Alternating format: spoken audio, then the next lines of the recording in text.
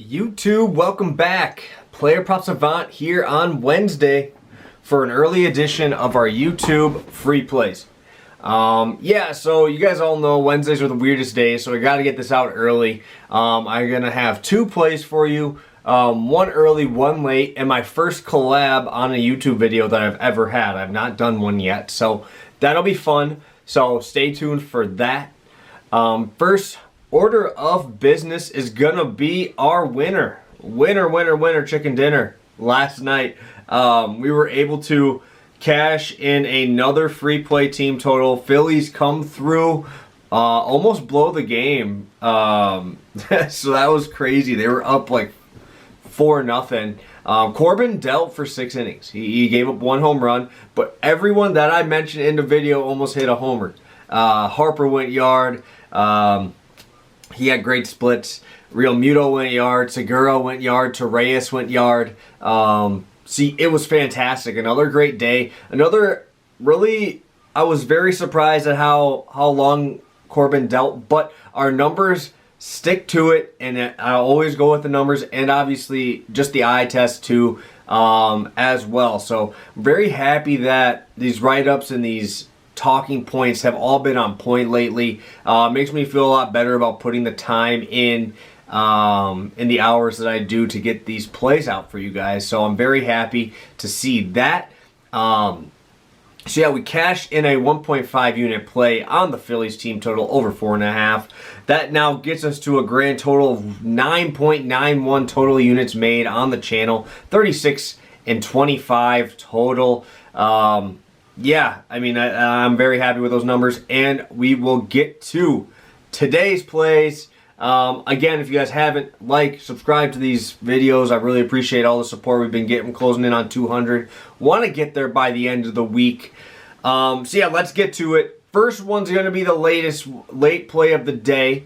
And the second one I'll get is to the collab that we're going to have today. So, first play that we're going to have for tonight is going to be the Rockies first 5 minus half a run on the run line.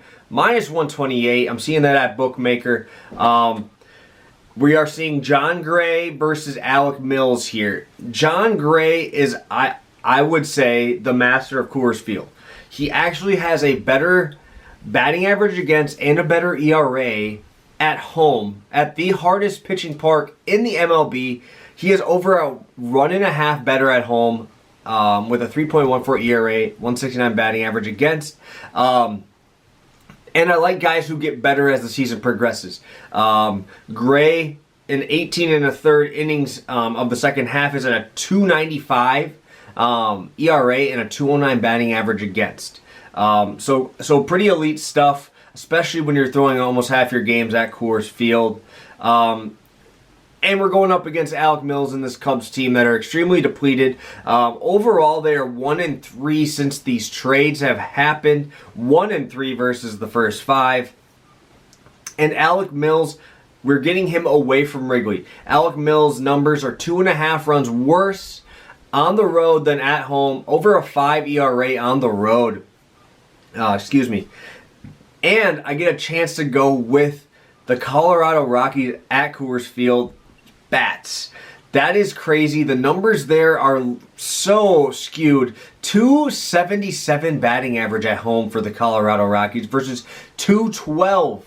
A 212 batting average a 212 batting average on the road. Sorry there, I lost my train of thought. It's just crazy. 60-point difference as a team. Mills has given up at least 2 runs in his last 6. I think he had 4 of those 6 over 2 runs.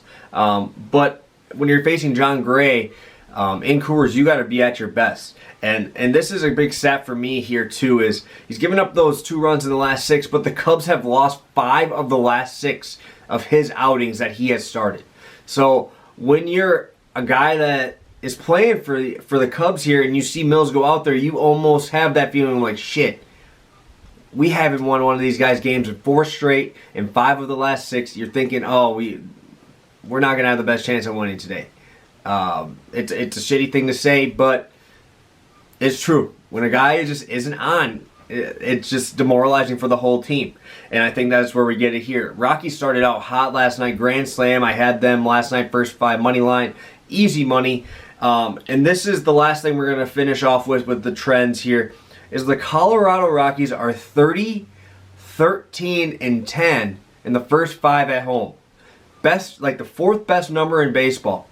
But on the road, they even this out with a 9, 34, and 7 on the road. That is crazy. I really don't know. It must be a field thing at Coors. Obviously got a bigger outfield and the elevation. So I am not going to mess with going against the Colorado Rockies in Coors Field, especially when I have a favorable pitcher matchup with the Rockies and the Bats. So we are rolling with that 1.5 unit play, minus 128. And that's going to be the first play. Colorado Rockies, first 5 run line, minus 128. So, big day for the channel here. First ever collab. It's with my boy, PardonMyPick. One of the better guys on YouTube. I love his stuff. He's got the funniest gifs out there. He does the Kermit the Frog freak out gif. I literally die on that one every time I see it. So if you guys don't follow him, make sure you follow him. And yeah, let's get to it. So we are going with our first collab play of the channel. We're going with the Seattle Mariners first 5 plus half a run, minus 115. I have this as a 1.5 unit play as well, so we're going to have 2 1.5s today. So have a chance to win 3 units and get us close to 13 units as a channel. So first off, let's just start out with the matchup. We have Logan Gilbert versus Jacob Fleming. First 3 games of August for Seattle are 2-1, 248 batting average, 5 runs per game. In the first 5 in their last 6 games. So all in the second half, they're 5-0-1 in the first 5 for Seattle. Honestly, if you look at them, when I look at their roster, I don't think they're going to be good. But they're 54 wins already, I believe, is what I saw. 54, and I think they're in the playoff hunt right now. They're pushing for it. They won last night, and I ended up catching the same exact play last night with Kikuchi on the mound. Even with a push, we win here. That is the biggest thing. That's why I like these plus half runs. This year, Logan Gilbert is 8-3 first 5, which is great. And when I talked about Mills losing 5 of his last 6, Gilbert is on the opposite end of that spectrum. Logan Gilbert's last 9 starts, the Seattle Mariners has won every single one of them. He has 9. He didn't win all the games. I think he's 6-0 in this stretch. But as a team, they are 9-0. So that mindset changes too for the Seattle Mariners when they see Logan Gilbert on the bump. So that is crazy. The Rays on the year are 22, 15, and 14 at home, first 5. So really, what we have to think about that is that 14 pushes towards the wins for us. So it's 36, or no, that would be 14 to the 15. Wow, my math is terrible. 29 and 22 then for us, if we're going off that there, because we're obviously taking the push or the losses on the Rays here. But this is another thing. When people look into just numbers, it's not always the telling story, right?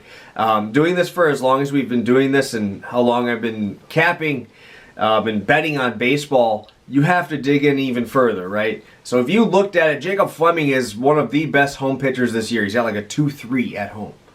But March and April, he had a 1.23 ERA. May, 3.82. June, 4.29. In July, 7.3. So everybody's getting their data on him, knowing what he likes to do, and he hasn't been able to make the adjustment. We are seeing him go straight down, while Logan Gilbert is going straight up. Gilbert's fastball is one of the best in spin rate in the MLB. And in the second half of the season for Fleming, he's 13 innings, 8.7 ERA, and a 3.73 batting average against. Gilbert is better on the road, right? We're getting a better spot for him. He's got a 3.14 ERA versus a 4.81 at home and a 2.02 batting average against on the road. And he is continually getting better. He started out when he came up in May, 5.94 ERA. June goes to 2.79. and July's 3.7. So we're getting very good production out of Logan Gilbert, and the team is winning. That is huge, and all these numbers all push me towards taking that plus half a run on that run line for the Mariners. Obviously, I know the Rays are good, but I really don't see them hitting him. And if they do, all we need him to do is be a 2-2 tie, 3-3 tie. That's all that matters. We just need a tie. And I think Logan Gilbert gets us there. One of the best first 5 pitchers in the MLB this year. I will ride with that for my first ever collab on the channel. Again, make sure you go find PardonMyPicks on Twitter. Go follow him. Great stuff. Fun content. Big better. So I'm very happy to have my first collab with him over here on the channel. So thank you guys so much. Appreciate it. Pushing towards that 200 subscriber mark. And we're looking forward. I think we're going for 16 of 20 and now 17 for 21 if we are able to cash both of these over on YouTube. Thank you guys so much for tuning in. Hope you are tailing. And I look forward to making some money with you guys. Peace.